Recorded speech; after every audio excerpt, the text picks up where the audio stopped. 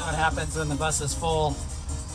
And I thought it was going to be a short little trip, but upon looking at a map, I might be here for over an hour. But it's actually cozy enough. Enjoying the cultural experience of a South American bus. My name is Zachary, and welcome to my adventure vlog where I publish new videos every week. Join me as I embrace South American culture for my first time and the joy of traveling across Ecuador on local buses. With a budget that only allows a few bucks for travel and $10 per night, I have no idea where I'll stop or stay.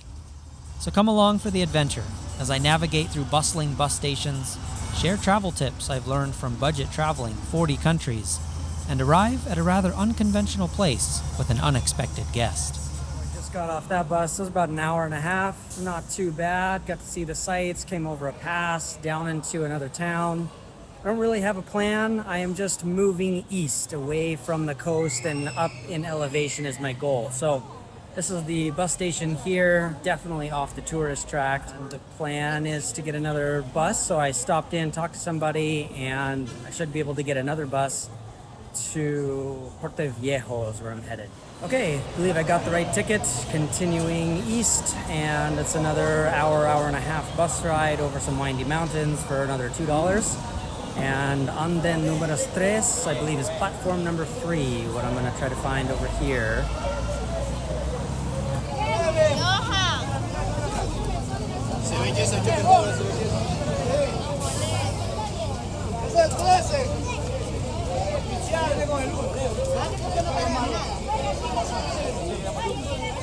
Have enough time for a quick travel tip here whenever you're packing around your bag. Even if it's minimal, it's more weight than you want to have on your shoulders at all times. Busy places like this, I want to keep my eyes on it, and so I have it up, but you can see I have the straps lifted because I just have it resting on this platform right here. So bag's just resting there and I'm just leaning up against it. Nice way to wait. And these are typical South American buses. See, they've been around a few years and they pack them full every time. So I made it onto the bus and it has AC, which is a relief. It's incredible to be on here. And just a quick travel tip: when you're hopping on a bus, look for the biggest window, because many of them have a bar going right here, right where you want to see. And when you're looking at an entire bus, there are a few seats that have the huge window in front of you and all the way behind you. So I have the best view from this bus. And obviously if you're traveling on the coast or something, you want to be on the side. If you're traveling north, you want to, be on the right side of the beaches. But yeah, just a quick travel tip there, and having the best view since you're going to be sitting here many hours. And traveling for me is not so much about the destination as it is the actual traveling part and seeing the country. So here it is for another $2 bus ride in South America. This is some kind of hot cheesy pastry for a quarter, 25 cents. Plus $1 for some coconut milk, and it's like icy. Oh, that looks so refreshing right now. And there's my current view out the bus window.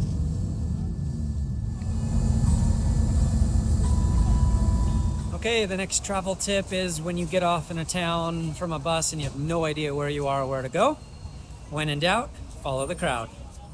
This is apparently a larger city. I talked to a guy who spoke extremely fast Spanish, and I'm just following his finger. When I said, this is where I'm trying to get, he said, point that way. So I'm walking that way now. I found what I'm looking for. Boleteria. To buy a boleta. Tickets. So I hop yet another bus and leave this bus station, and you'll see my voice doesn't match my face here because my lav mic battery died and did not tell me anything, so here I am just talking into the camera for the majority of this vlog content that I don't have the audio for. But this is where I'm headed, straight east across Ecuador, looking at swimming pools on the sidewalks, and here I'm telling a story of how they sprayed water with a huge bucket and it just came down pouring over my head, and I'm just having the time of my life riding these local buses across Ecuador. So how do I know where I'm going on these local buses, you ask?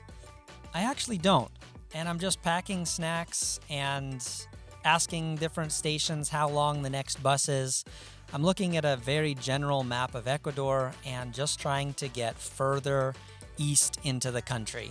That's it, just getting higher in elevation. I spent a week in Cuenca, then a few days on the coast, and now I'm heading back into the Central Highlands, also called La Sierra, just to get to higher elevation because I'm a bit more of a mountain man and I love my cool air.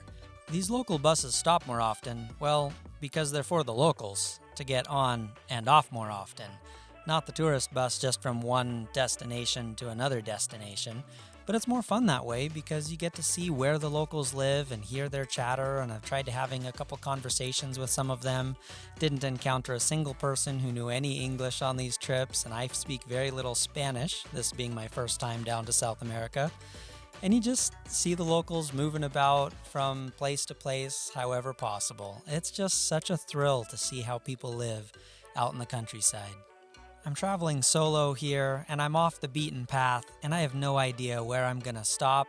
I have no idea where I'm gonna get off the bus. I have no idea where I'm gonna be sleeping tonight. And that, in and of itself, is my definition of adventure. You're going into the unknown, and you have no idea what you're going to see, who you're going to meet, and where you're going to be. It's incredible. I'd honestly love to hear from you if that sounds exhilarating or terrifying and you'd rather just watch me try to figure out where I'm going to get off the bus. And my current plan here is as soon as the sun sets and it starts getting dark, I'm going to hop off and try to find a place in that town, wherever it is.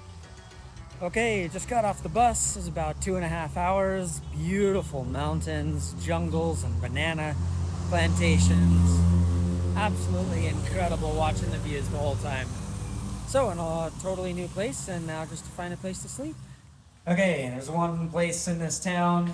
$10, got me a key, pink hallway, steep stairs, AC though, and number 4. So this is it. And let's see what $10 gets you in this little unknown town. There we go, light switch. It's hilarious. Here we go. This place is definitely unconventional, and I meet an unexpected guest. I'll see you in my next vlog, where you can experience it with me.